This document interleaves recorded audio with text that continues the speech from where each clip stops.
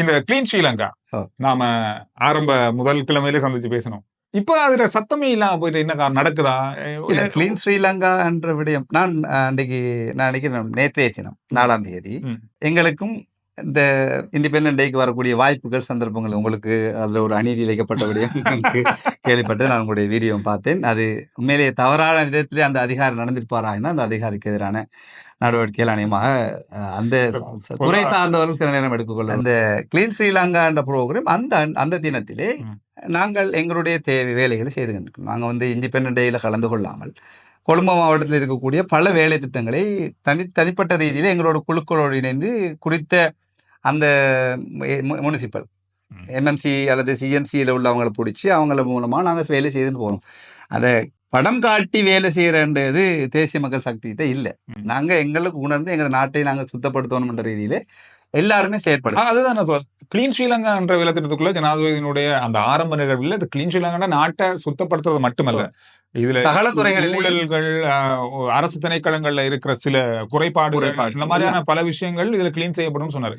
ஆனா இப்ப நாட்டை சுத்தப்படுத்துறது மட்டுமே தான் இருக்கிற மாதிரி தான் நிறைய பேருடைய கருத்து. நிச்சயமாக இல்லை, நிச்சயமா. அதாவது நாட்டை சுத்தப்படுத்துகின்ற அந்த 1ஆம் தேதி ஆரம்ப நிகழ்வு வந்து நாட்டை சுத்தப்படுத்துகின்ற அந்த குப்பை கூலங்கள் இருக்கக்கூடிய ஒரு விடயம் செய்யப்பட்டது. அது ஒரு மக்கள் மத்தியில் கொண்டு சேர்ப்பதற்கான ஒரு ஊடகத்திற்கான ஒரு துணையாக செய்யப்பட்டது. மற்றபடி சகல திணைக்களங்களுக்குள்ளும் இருக்கக்கூடிய ஊழல் சம்பந்தப்பட்ட விடயங்களாக இருக்கட்டும், ஊழலிலே ஈடுபட்டவர்களாக இருக்கட்டும், அதிலே தவறுகள் செய்பவர்களாக இருக்கட்டும், அந்த கால நேரத்துக்குள் திணைக்களங்களுக்குள் அல்லது அந்த டிபார்ட்மெண்ட்டுக்குள்ள வேலை செய்யாமல் அந்த ஐஸ் அடிக்கிறார்களாம் இவங்கள் எல்லாரையுமே சுத்தப்படுது.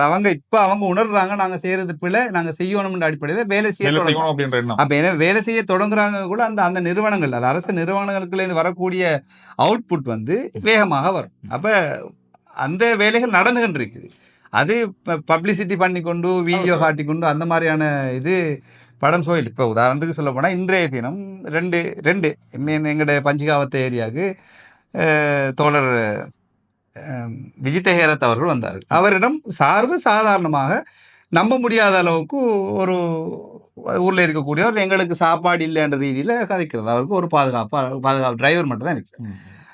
என்னோட கடைக்கு பக்கத்தில் செல்வம் அடைக்கலநாதன் தோழர் அவர் வந்திருந்தார். அவரும் ஒரே ஒரு ஆளோட வந்திருக்கிறார். சாதாரணமாக இப்போ நாட்டுடைய மாற்றம், அதாவது கிளீன் ஸ்ரீலங்காக்குள்ளுக்கு முழுமையாக ஒரு நாட்டுடைய மாற்றம் கொண்டு வரப்படும்.